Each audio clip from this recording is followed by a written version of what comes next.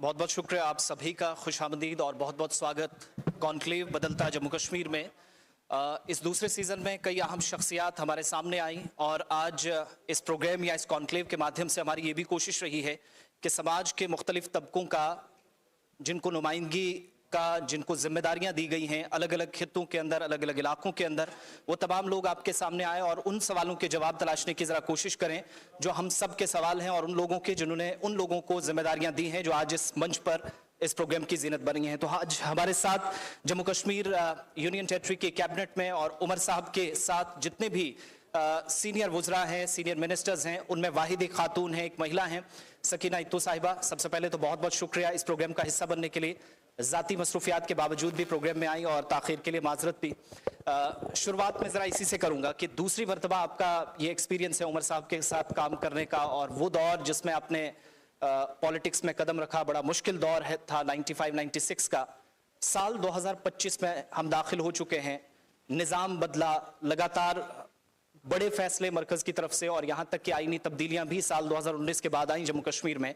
सकीना इत्तू साहिबा का ये पूरा जो सफ़र है, इसको दो हिस्सों में हम देखते हैं, एक वो जो फॉर्मर स्टेट के अंदर था और आज यूनियन टेरिटरी के अंदर, लेकिन जिम्मेदारियां बड़ी अहम तौर आपको तफवीज़ की गई उमर साहब की तरफ से। वाज़ेह फ़र्क क्या नज़र आता है और कितना चैलेंज उस दौर में और आज के वक्त में जब यूटी में आप बतौर काबीना वज़ीर काम कर रही हैं?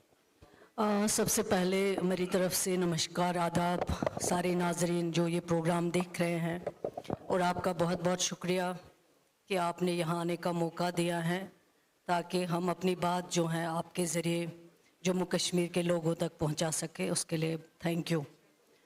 जहाँ तक सवाल है ये सही है, जब मैंने अपने शुरुआत पॉलिटिकल कैरियर की है डॉक्टरी छोड़ के 96 में, जब मैंने पहला इलेक्शन लड़ा और एज डिप्टी मिनिस्टर मैंने अपना कैरियर, पॉलिटिकल कैरियर स्टार्ट किया और एमएलए नूराबाद 96 में पहली बार बनी मैं, और एज डिप्टी मिनिस्टर बहुत काम किया है, चाहे एजुकेशन हो था मेरे पास, चाहे एज MOS सोशल वेलफेयर, पहले स्टार्टिंग की बात कर रही हूँ मैं जी। उसके बाद हाइड्रोलिक जिसमें PHE, इरिगेशन, फ्लड कंट्रोल, तो बहुत काम किए, चाहे वो न्यू ओपनिंग्स की बात हो, चाहे वो रोड कनेक्टिविटी की बात हो, चाहे वो इरिगेशन की बात हो, क्योंकि जब उस टाइम इक़्तिदार संभाला तो एक बहुत बड़ा गैप था, सारा तहस नहस हो चुका था।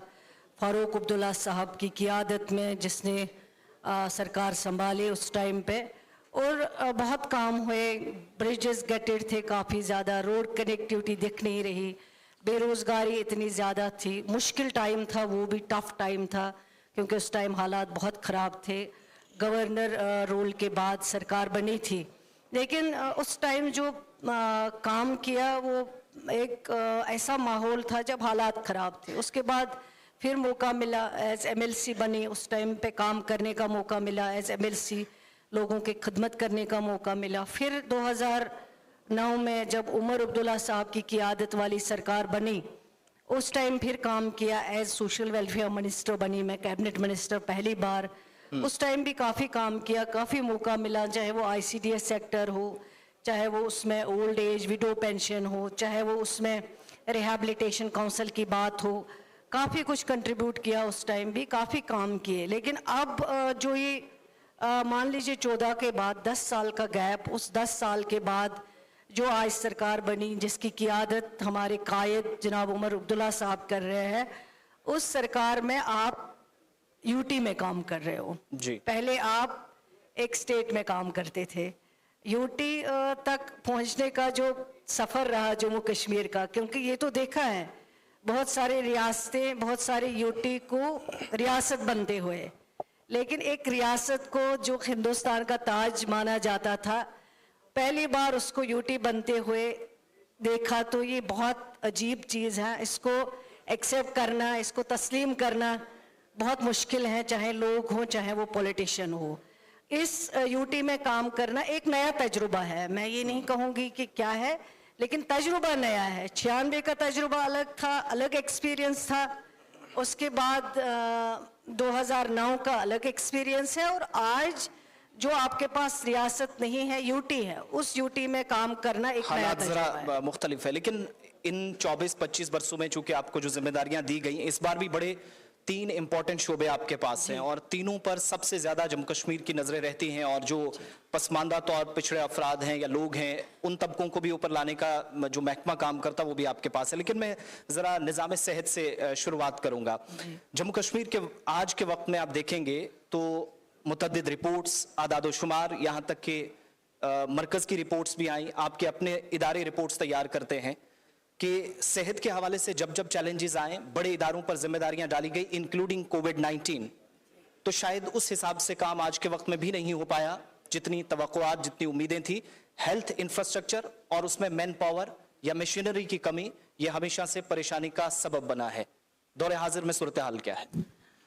देखिए, ये तो नहीं है। अगर आप शेर कश्मीर शेख मोहम्मद अब्दुल्ला से लेके बात करेंगे, उन्होंने हेल्थ सेक्टर में काफ़ी कुछ कंट्रीब्यूशन दिया है। शायद ही आज कोई वो कंट्रीब्यूशन दे सकता है जो उन्होंने शेर कश्मीर मेडिकल इंस्टीट्यूट।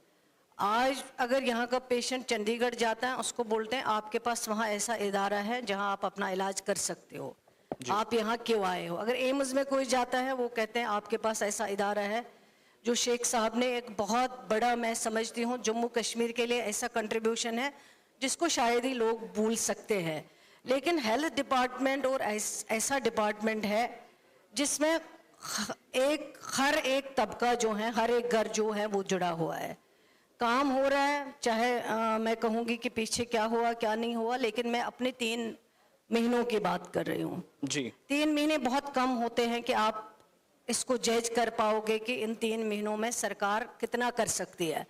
और इस सरकार की क़ियादत उमर अब्दुल्ला साहब कर रहे हैं। उमर अब्दुल्ला साहब का जो कंसर्न है, चाहे वो हेल्थ हो, चाहे वो एजुकेशन हो, चाहे वो सोशल वेलफेयर डिपार्टमेंट हो, खुद ज़ाती तौर इसमें दिलचस्पी लेते हैं। अभी जो हमने नई शुरुआत की है, जब ये सरकार बनी है, इस सरकार में सबसे पहले अकाउंटेबिलिटी पैदा की है कि हर एक इंसान जो है उसको काम करना पड़ेगा, चाहे वो सकीना ईतू हो, चाहे वो हमारे डॉक्टर भाई हों, चाहे वो हमारा पैरामेडिकल स्टाफ हो। हर हॉस्पिटल में गई, चाहे वो डिस्ट्रिक्ट हॉस्पिटल हो, चाहे वो मेडिकल कॉलेज हो, हर हॉस्पिटल का विजिट किया, लोगों से बात की, अपने डॉक्टर्स भाइयों से बात की, पैरामेडिकल स्टाफ से बात की, क्या क्या मुश्किलें हैं, और लोगों से बात की हैं कि क्या क्या परेशानियां आपको आती हैं जब आप अपना इलाज इन हॉस्पिटल्स में करते हो। बहुत परेशानियां ये थी कि डॉक्टर्स की अवेलेबिलिटी आपके पास बहुत कम है। मैंने मीटिंग एक की है जो वर्चुअल मोड पे की है, जिसमें हमारे यूनियन मिनिस्टर साहब ले रहे थे, उसमें मैं भी थी जिसका जिक्र अभी चीफ मिनिस्टर साहब कर रहे हैं। मैंने उनको यही कहा, मैंने कहा डॉक्टर्स की बहुत कमी है, हॉस्पिटल्स हमारे पास बहुत है, लेकिन अवेलेबिलिटी ऑफ डॉक्टर्स जो हैं वो बहुत कम है जितना आपको होना चाहिए। पैरामेडिकल स्टाफ, मैं एक जगह गई, मुझे एक जो हमारी बहन थी वहाँ पैरामेडिकल में काम कर रही थी, उसने कहा मेरे पास 13 बेड हैं, 13 बेडों को मैं देखती हूँ जिसमें पेशेंट होते हैं। अब आप खुद बताइए क्या इंसाफ करेगी 13 बेड पे। लेकिन हमने एक शुरुआत की है जिसमें हाल ही में जब ये गवर्नमेंट बनी, हमने 300 डॉक्टर्स को जो है अपॉइंट किया हुआ है ताकि वो फार फ्लंग एरियाज में अपनी ड्यूटी दे, ताकि वहाँ के लोगों की खिदमत कर सके। और हमने चीफ मिनिस्टर साहब ने खुद उनको रिक्वेस्ट की है कि आप जाओ, आपकी शुरुआत है, नई अपॉइंटमेंट है, जब आप जाओगे, अभी आप शादीशुदा नहीं हो, बाकी लाइबिलिटीज आपके पास नहीं है, आप जा सकते हो, आप दूर दराज इलाकों में खिदमत कर सकते हो। दूसरा हमने शुरुआत की है कि जो फैसिलिटीज की कमी थी, जैसे आप डायलिसिस एक डिस्ट्रिक्ट हॉस्पिटल पे होता था, वहाँ पेशेंट बहुत सारे आते थे, उनका नंबर नहीं लगता था। लेकिन हमने शुरुआत की है कि हम हर सब डिस्ट्रिक्ट हॉस्पिटल में डायलिसिस देंगे जहाँ पेशेंट को आसानी होगी, जिसको डोर स्टेप्स पे अवेलेबिलिटी फराहम हो। हमने दूसरा किया है कि कैट लैब्स जो बहुत ज़रूरी हैं, जहाँ पेशेंट दिल्ली में जाते थे लेकिन कश्मीर में उनको महीनों लग जाते थे, उनको डेट नहीं मिलती थी कैट लैब में टेस्ट करवाने के। हमने कैट लैब्स की शुरुआत जम्मू मेडिकल कॉलेज में और कश्मीर में भी शुरू की, अभी बहुत कम टाइम में वो जो है काम करना शुरू करेंगी। लाइनैक एक ऐसा इक्विपमेंट है जब आप यूज़ करते हो कैंसर डिटेक्शन के लिए। एक कैंसर एक आम बीमारी फैली हुई है और लोग बहुत परेशान हैं, उनको मुश्किल होता है टेस्टिंग में, लेकिन ये लाइनैक जब लगेगा, हमने सिक्किम में स्टार्ट किया और जम्मू के जीएमसी में स्टार्ट किया है। ये फंक्शनल होंगे बहुत जल्द, अभी काम चल रहा है और लोगों को इसमें बहुत सारी आसाइश होगी। अच्छा, ये जो गैप है जी, मैं एक पॉइंट आप इसमें जोड़ना चाहूंगा। ये जो गैप है कि कहीं पर अगर डॉक्टर्स की कमी है, आज भी हम सीएचसीज पीएचसीज में देखते हैं फैसिलिटीज थोड़ी सी पहले के मुकाबले इंप्रूव हुई है, लेकिन बात जब स्पेशलिस्ट डॉक्टर्स की आती है, दूर अफ्तादा इलाकों में एक बड़ी आबादी जम्मू कश्मीर के अंदर रिहाइश पजीर है, उस आबादी को वो एक छोटा सा इलाका या छोटा सा एक जो सब डिवीजन हॉस्पिटल भी होता है सब डिवीजन के अंदर, वो कैटर कर पाएगा या नहीं, ये एक बड़ा चैलेंज रहता है। क्या आने वाले कुछ हफ्तों या महीनों में हम एक्सपेक्ट करें ये जो खास तौर से अमले की कमी का जो एक परेशानी वाला जो मसला बना है, ये दूर हो पाएगा तमाम सीएचसीज पीएचसीज बाकी हॉस्पिटल्स के अंदर निचले लेवल पर जो काम कर रहे हैं? देखिए, डॉक्टर्स की कमी है, पैरामेडिकल स्टाफ की कमी है, हम खुद इस चीज़ को एक्सेप्ट करते हैं। लेकिन जब से सरकार बनी है, पहले ही हमने 300 डॉक्टर्स अपॉइंट किए हैं जिनको दूर दराज इलाकों में भेजा। उसके बाद जो 59 जी, जो बहुत महारत रखने वाले जैसे एमडी पीजी डॉक्टर्स होते हैं, उनको हमने अपॉइंट किया, उनको हमने भेज दिया। उनकी एनओसी की प्रॉब्लम थी, कहीं कहीं रुकी हुई थी, उसको हमने क्लियर करके ताकि ये जाए।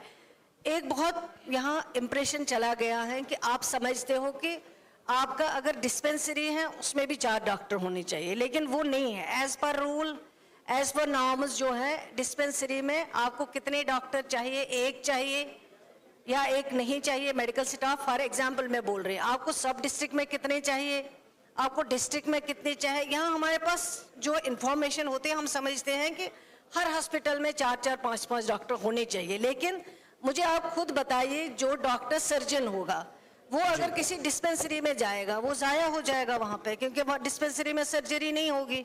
आपके पीएचसी मुश्किल ही कुछ ऐसे हैं जहाँ सर्जरीज होते हैं। अगर आप सर्जन को लगाएंगे पीएचसी में जहाँ वो सर्जरी नहीं कर पाएगा तो क्या करेगा? आप एक टैलेंट ज़ाया कर रहे हो।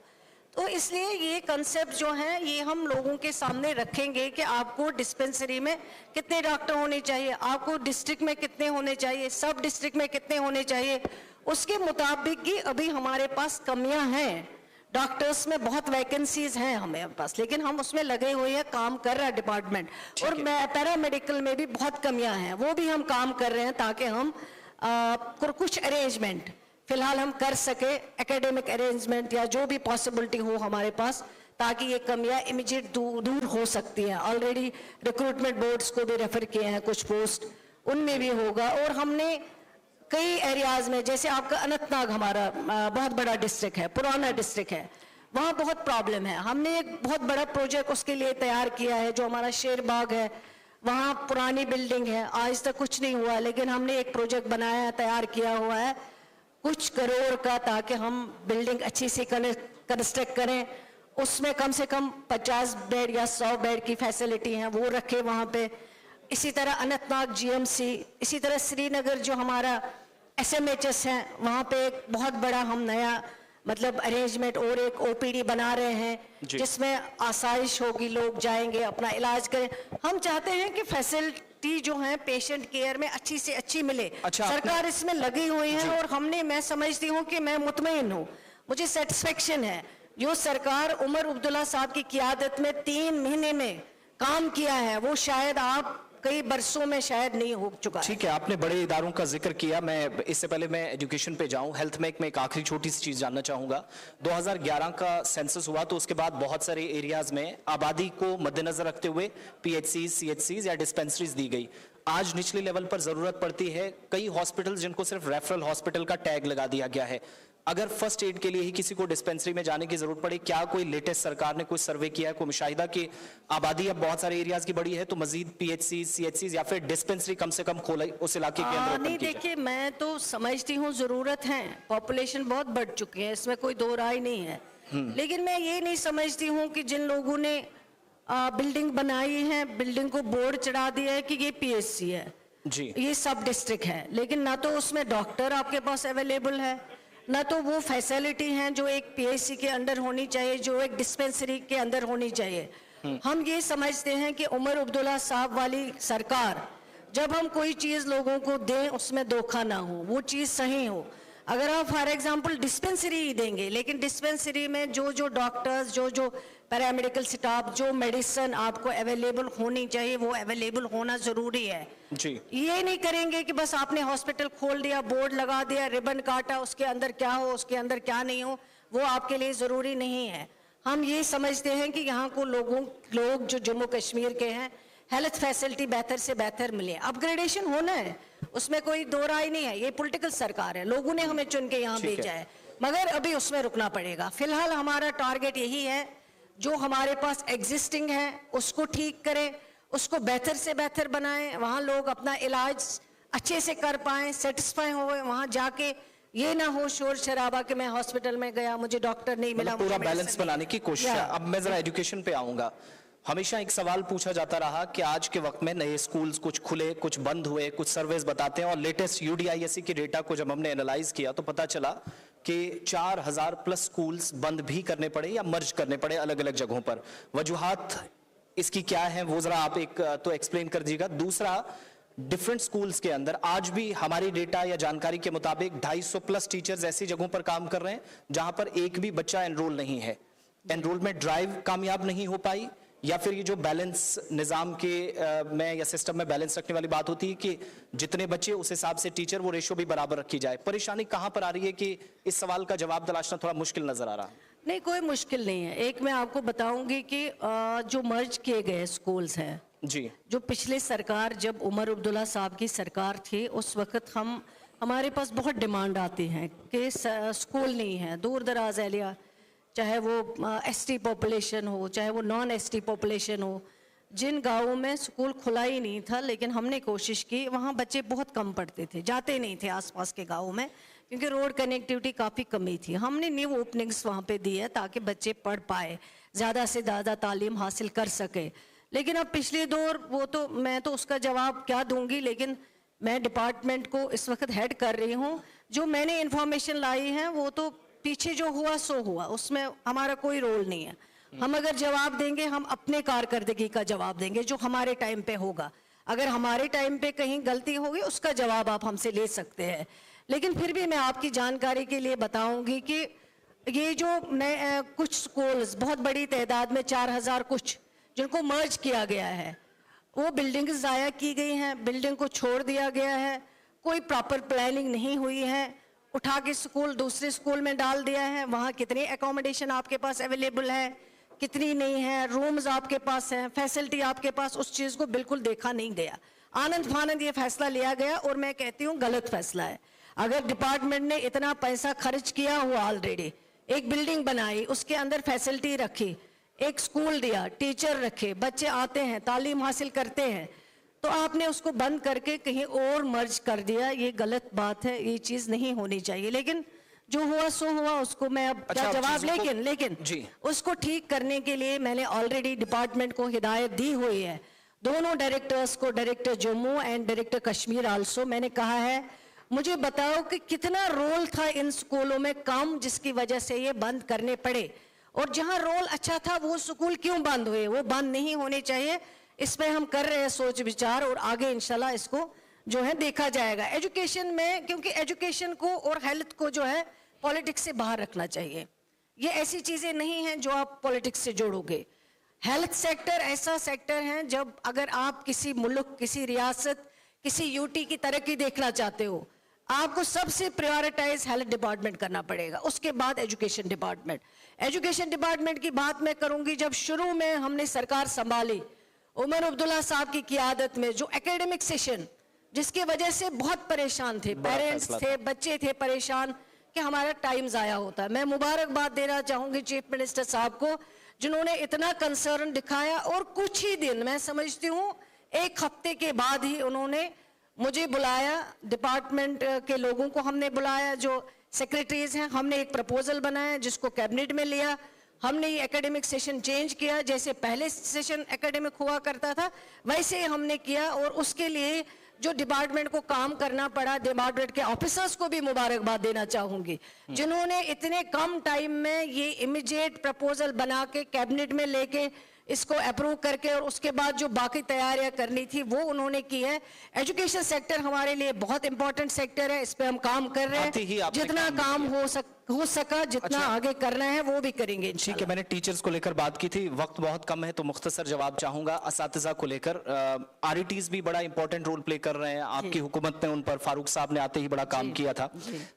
आरईटीज की ट्रांसफर पॉलिसी ना होना एक बार बार वो पूछा जाता है कि क्या उस पर हुकूमत कर रही है, और इसी का पार्ट बी क्वेश्चन का जो सीजनल टीचर्स हैं, अब विंटर्स से निकलकर हम समर्स की तरफ जाएंगे, दूर दराज इलाकों में निजाम तालीम एक तरह से 30-40% उनके हाथों में होगा जम्मू कश्मीर की जहां तक बात है, दोनों के लिए एक मुख्तसर जवाब। देखिए, एक मैं सबसे पहले आरईटी टीचर, आरईटी स्कीम शुरू की है फारूक अब्दुल्ला साहब, मैं उनको मुबारकबाद देना चाहती हूँ। वो इतना, मैं समझती हूँ वो इतना अच्छा कंसेप्ट था। जब लोग आते थे दूर दराज इलाकों में, कोई स्कूल नहीं था, कोई टीचर नहीं था, उनको मौका नहीं मिलता था ताकि वो compete करें सिटी के स्टूडेंट्स के साथ।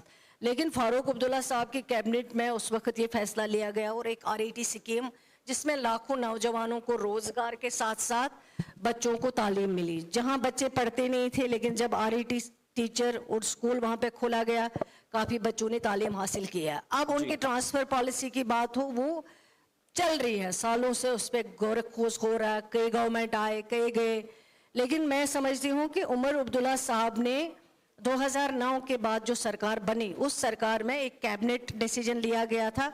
उस कैबिनेट डिसीजन में इनकी ट्रांसफर पॉलिसी पे बात हुई थी। लेकिन मेरा इसमें खुद जाती एज एजुकेशन मिनिस्टर मैं ये कहूँगी कि जिस चीज़ के लिए आपको रोजगार दिया गया, किस चीज़ के लिए दिया गया कि आप इस दूर दराज इलाकों में बच्चों को पढ़ाओगे, आप यहाँ सर्विस करेंगे। लेकिन अब हमें इसमें कुछ बीच वाला रास्ता निकालना है। वो ये कि हम दो चीज़ें इसमें एग्जामिन कर रहे हैं। एक तो ये कर रहे हैं कि मैरिज ग्राउंड्स पे जो है इसका ट्रांसफर का जो है वो हम शायद कंसीडर कर लें, इसको डिपार्टमेंट एग्जामिन कर रहा है। दूसरा जो है, कोई हेल्थ इशू ऐसा हो वो कंसीडर हम कर सकते हैं। ये और सीजनल टीचर्स देखिए, वो सीजनल टीचर्स हमारे लिए हर चीज़ के लिए, पहले हम कहते हैं, हम चाहते हैं, सरकार भी चाहती हैं, यहाँ बहुत बेरोजगारी है जम्मू कश्मीर में। हमने पहले से ही कहा है कि नौजवानों को अहमियत देनी है, उनका रोजगार मिलना है। जो पढ़े लिखे बच्चे घरों में बैठे हुए हैं, परेशान हाल है, वो घर का काम भी नहीं कर सकते क्योंकि उन्होंने पढ़ाई में ज़्यादा टाइम गुजारा है, घर का काम वो नहीं देख सकते हैं। तो उनका रोजगार जो है वो बहुत एक ज़रूरी है। सरकार इस पे लगी हुई है। जब हमारी सरकार पहले बनी, हमने 572 पोस्ट जो है वो रिक्रूटमेंट बोर्ड को रेफर किए ताकि इन नौजवानों को एक रोजगार का जो है शुरुआत वो हो सके। सीजनल टीचर्स की जहां बात है, सीजनल मीन्स वो 6 महीने के लिए लगते हैं, और 6 महीने के लिए वो ऐसे एरियाज में पढ़ाते हैं जिन एरियाज में सिर्फ ये स्कूल ओनली फॉर 6 मंथ्स खोले जाते हैं ताकि वहां पे ये तालीम दे सके। और फिर seasonal teacher as seasonal teacher काम करता है, उसका जो ऑनरेरियम होता है वो एज सीजनल टीचर दिया जाता है। कहीं कहीं शिकायतें हैं, टाइम पे ऑनरेरियम नहीं दिया जाता है, वो मैं देख रही हूँ, उसको मैं एग्जामिन कर रही हूँ। लेकिन सीजनल टीचर लगता ही है इसलिए क्योंकि उसको 6 महीने के लिए पढ़ाना होता है। ठीक है, एक फाइनल आंसर चाहूंगा। जब आप पूरे सिस्टम को देख रही हैं, एनालाइज कर रही हैं, नौजवान बच्चों और बच्चियों की बात की है, तो वोकेशनल ट्रेनर्स का चूंकि मरकजी हुकूमत इस पर ज्यादा काम कर रही है और समग्र शिक्षा के तहत जम्मू कश्मीर के अंदर ये आपके एजुकेशन सेक्टर का हिस्सा है।